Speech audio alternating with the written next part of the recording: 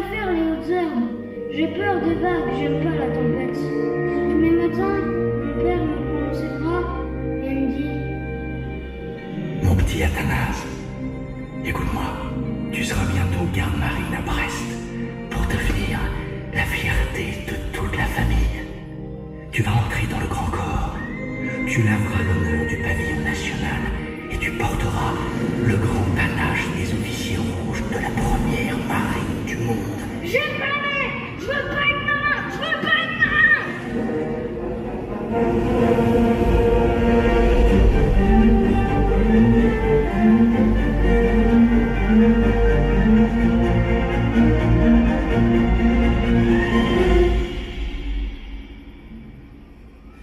Il y a toujours ces vents-là, à Sainte-Hélène? Oui, les mauvais vents de l'exil.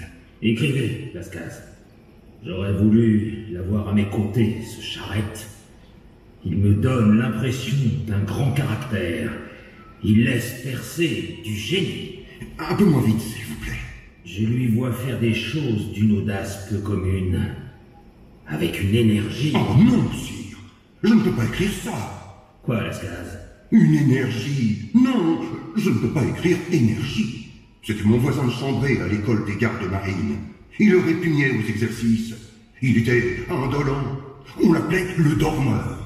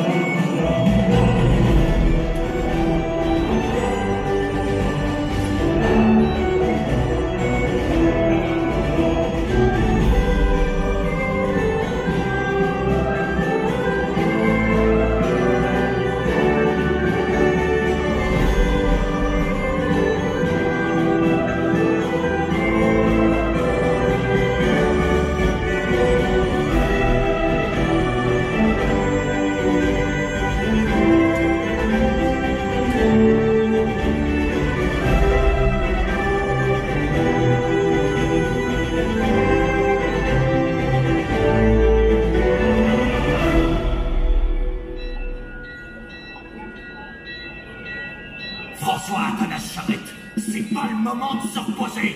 Vous êtes attendu à l'infirmerie.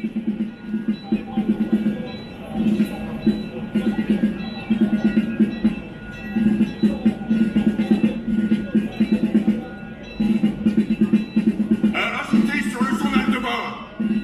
Charrette, garde-marine, inapte aux fatigues de la mer et de la terre. À expédier en haute mer.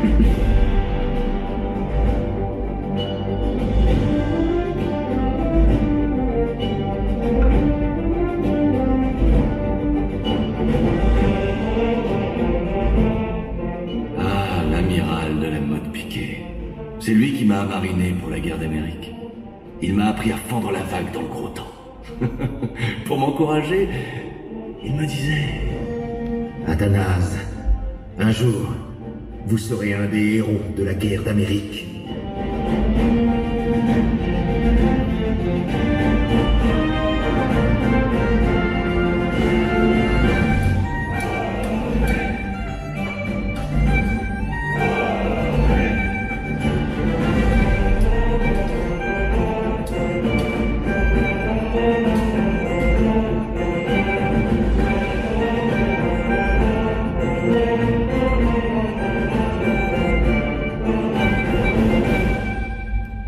Quand je suis entré dans le grand corps, j'ai vu défiler les hommes au sang salé. Je ne savais pas que je finirais par aimer la tempête et la mitraille. Et voici l'Amérique.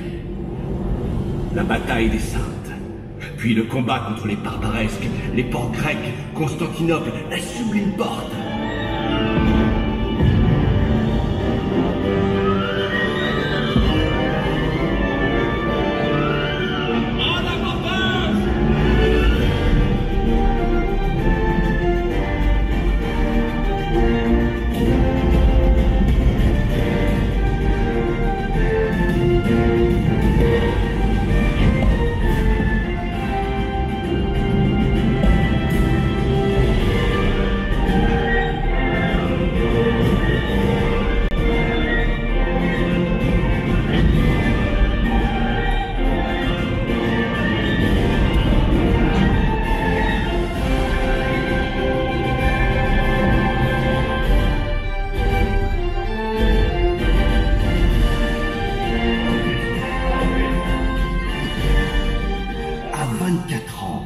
présence des amiraux, la Pérouse, Suffren, Buard, je suis promu en 1787.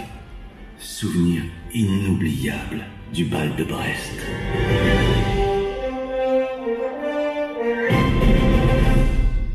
François Athanase Charette, vous êtes nommé aujourd'hui lieutenant de vaisseau. Votre galon vous est remis par le général Washington. Mes félicitations. Quelle sera votre devise? Combattu souvent, battu parfois, abattu jamais.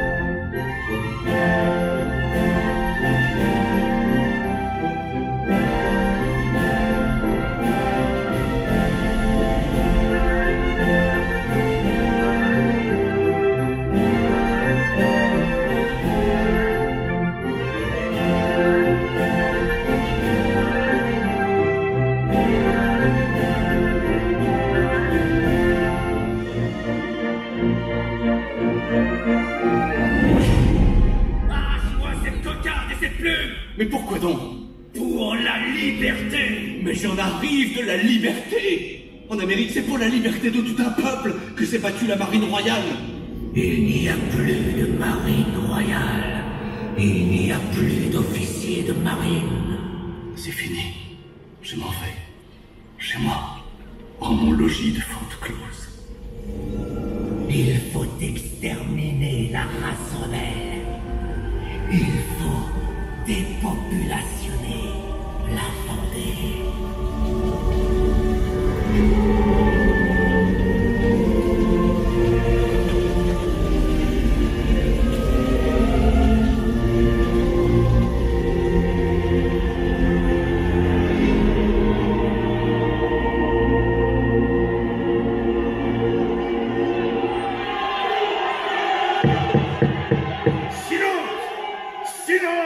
S'il vous plaît, sinon je vais évacuer le public.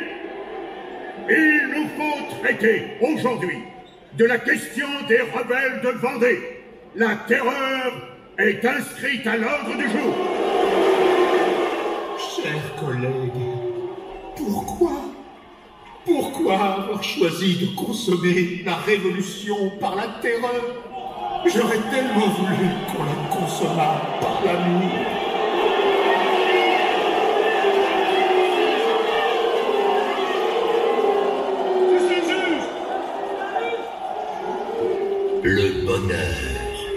Le bonheur est une idée neuve en Europe. C'est par principe d'humanité qu'il faut purger la terre de la liberté de ces monstres. Ne vaudrait-il pas mieux envoyer en Vendée des prédicateurs patriotiques, éduqués, plutôt qu'exterminés? Un peu de discipline, s'il vous plaît, mes chers collègues. La parole est à Maximilien Robespierre. Comment se peut-il qu'il y ait encore, sur ces bancs, des représentants du peuple qui refusent de comprendre que ce qui est en jeu, c'est tout simplement le recommencement absolu de l'humanité? On conduit le peuple par la raison, les ennemis du peuple par la terreur.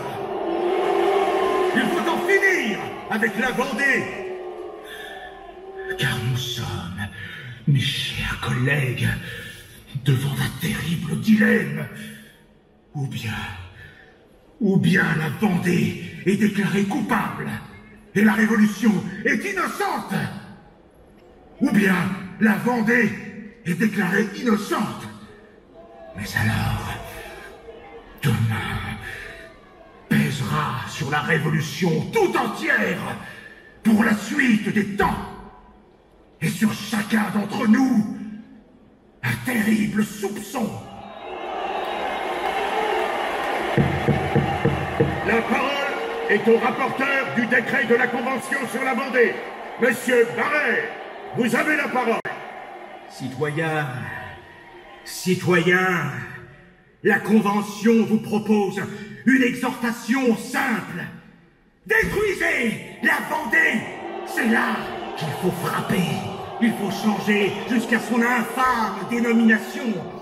Il faut dépeupler la Vendée. Mes chers collègues, il faut tout brûler.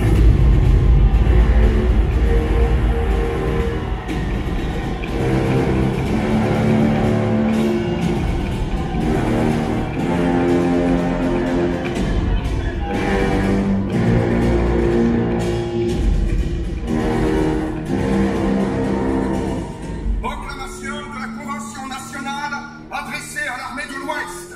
Soldats de la liberté, il faut que les brigands de la Vendée soient exterminés avant la fin du mois d'octobre. Le salut de la patrie l'exige. Il nous faut des chefs, il faut qu'on se défende. Les Bleus vont venir chez nous. J'arrête, aide-nous. Les Bleus vont tout voler. Voilà 3 ans que je me suis retiré chez moi. Un beau matin de mars 1793, à la porte de mon logis, je vois s'avancer un hérissement de faux retournés et une foule de métayers armés de bâtons et de piques. Les paysans ont besoin de généraux pour les mener au combat. Ils sont gens d'ouvrage, pas gens de guerre. Ils m'appellent l'amiral. Ils viennent me chercher. Je n'ai pas le choix. J'accepte. Les cœurs exultent. Les âmes se trempent. Les sabots claquent. L'armée des piques se met en marche.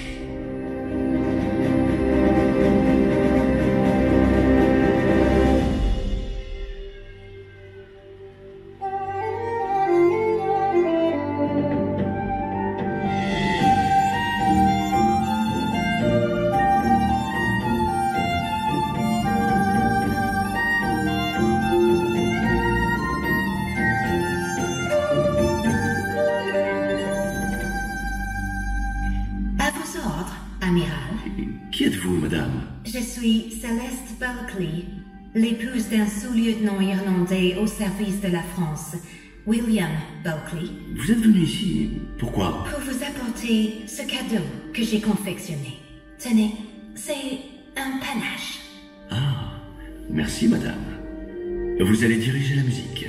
Les musiciens, vous suivrez l'irlandaise. Je ne reviendrai ici que mort ou victorieux.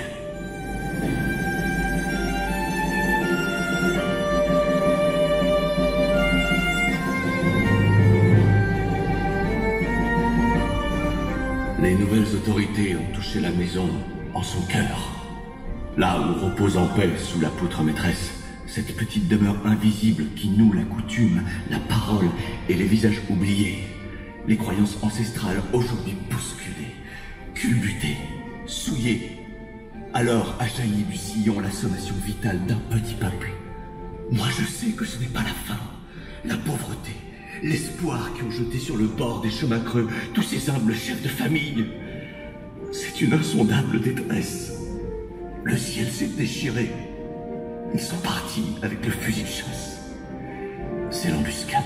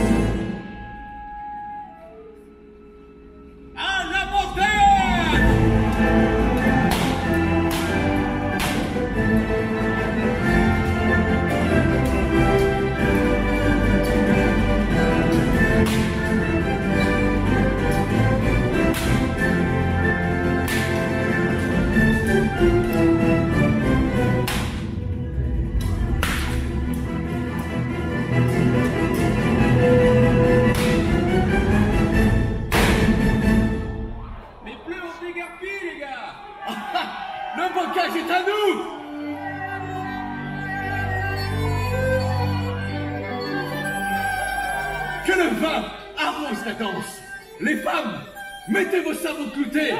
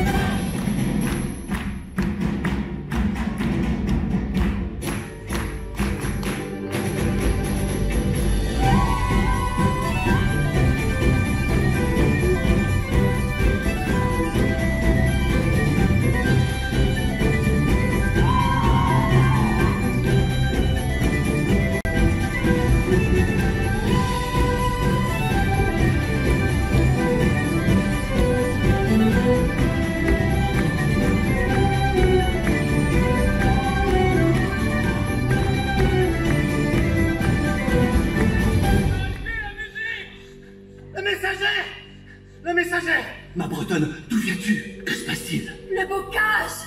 Le bocage brûle! Mais où? Partout! Les fermes, les bourgs, les bois, les flammes! Des petits brûleurs à leur compte? Non, non!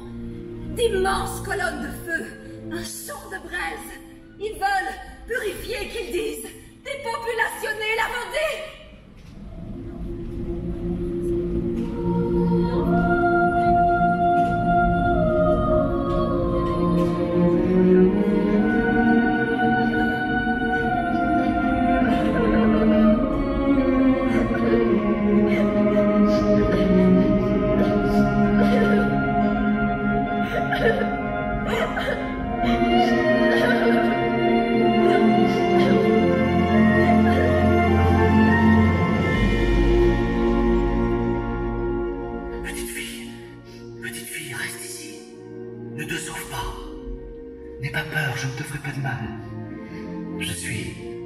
Le chevalier Charette. Quoi? C'est vous? Vous êtes le général? Le vrai général? Oui, ma petite fille. Et toi? Comment t'appelles-tu? Marie-Ange. Pauvre petite Marie-Ange. Tu es seule? Les autres sont partis? Non, ils sont tous ici, sous les murailles. Papa, maman, mon petit frère, tous morts.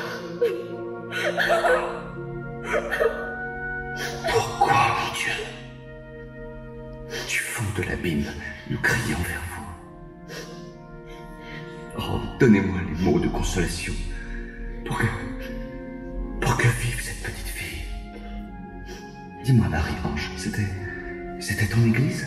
Oui, on était enfermés dedans.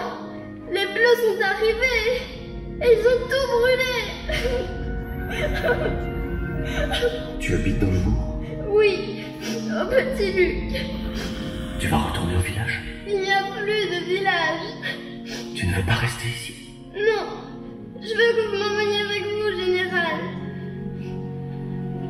Allez, viens, Marie-Ange. Petit ange.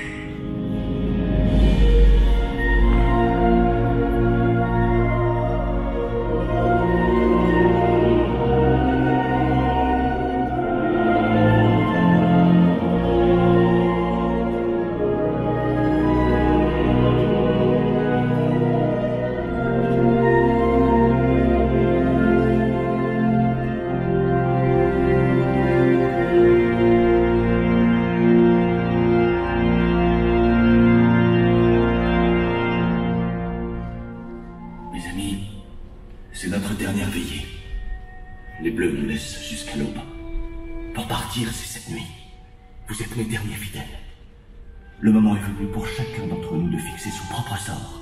Rester ou partir. C'est fini. J'en peux plus. Je m'en vais. Oui, je comprends, mon petit Hyacinthe. a tellement souffert. Tout le pays nous a abandonnés. Plus personne ne veut se battre. Général, je retourne chez moi. Je vous laisse ma poudre. Au revoir, Lucas. Et vous, mon général, vous décidez quoi? Moi, je n'abandonnerai ni mon pays, ni mes soldats. Je reste. Pour vous, partir, c'est vivre. Pour moi, partir, c'est mourir. À ce pourquoi j'ai vécu. Pour que notre cause survive, il ne faut pas que la petite lumière s'éteigne. Si on meurt, la cause mourra avec nous. Alors... C'est l'inverse. Si nous vivons, la cause périra.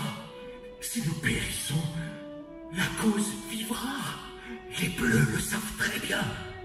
Pas question de leur tenir la chandelle. La petite lumière, elle est ici. Pas ailleurs. Je reste. Nous, les femmes, on restera. Tant que flottera le dernier panache. Non, Irlandaise.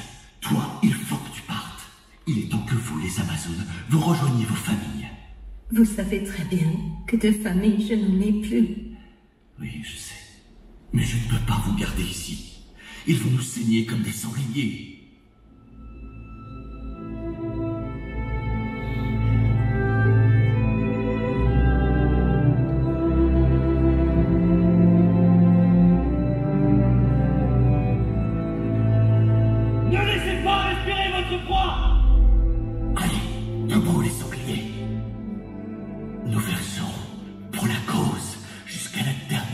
De notre sang, je l'ai promis.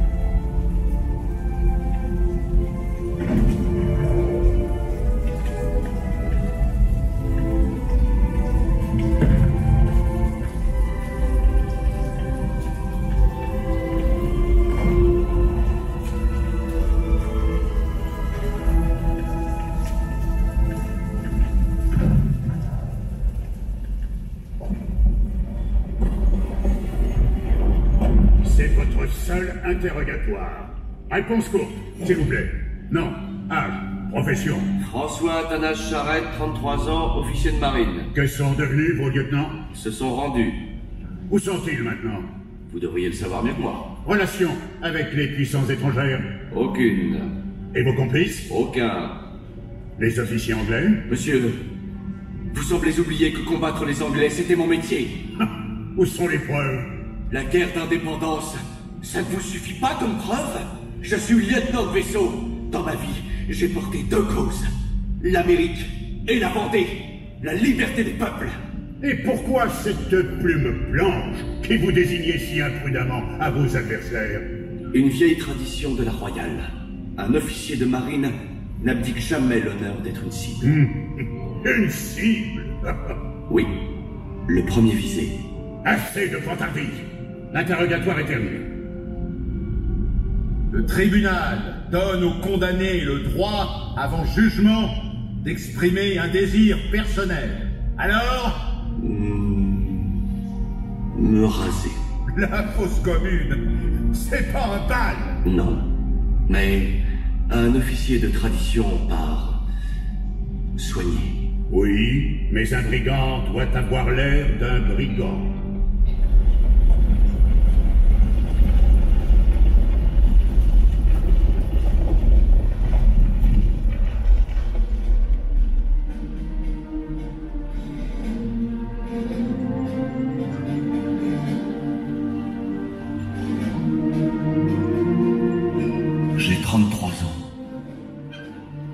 Un âge exact pour mourir à Pâques. Je récite à voix basse la prière des morts et ajuste mon accoutrement misérable. Le soleil lèche les toits d'ardoise. Nous allons avoir une belle journée. Oh, mon Dieu. Qu'il est dur de partir. Sur la place, 5000 hommes de troupes forment un immense carré d'exécuteurs. Au milieu, une dizaine de généraux, derrière Travaux. On m'adosse à un mur. Je refuse qu'on m'attache et qu'on me bande les yeux. Je veux voir la mort en face. Le chef du peloton hésite, puis hurle. « Soldats, on joue !» J'en appelle à Travaux, il sursaute. Puis, en imposant la main, il fait arrêter le cliquetis. Il vient vers moi à pas lents. D'officier à officier, je lui demande une faveur. Pouvez-vous m'accorder la grâce de diriger le feu moi-même? Il hésite, se retourne. Il se sent surveillé, conciliabule. C'est accordé. Je veux que la dernière image de ma mort soit empreinte d'élégance, jusqu'à la manière de m'affaisser. Un officier français ne tombe pas en s'écroulant. N'y aurait-il à cet instant qu'un seul regard pour surprendre le geste, ça suffirait. Rien ne se perd jamais. Le peloton attend. Il obéit. Par un commandement muet, je lui fais signe, en mettant le doigt sur mon cœur. C'est là qu'il faut tirer. C'est là qu'on frappe un brave.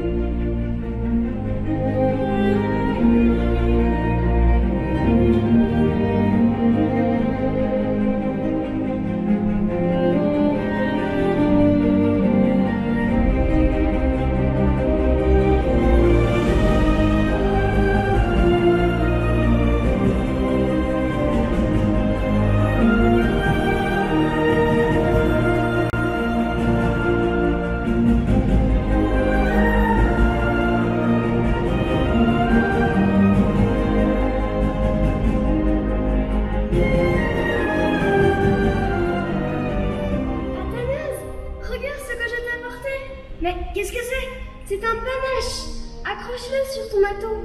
On va prendre le vent. Seul un panache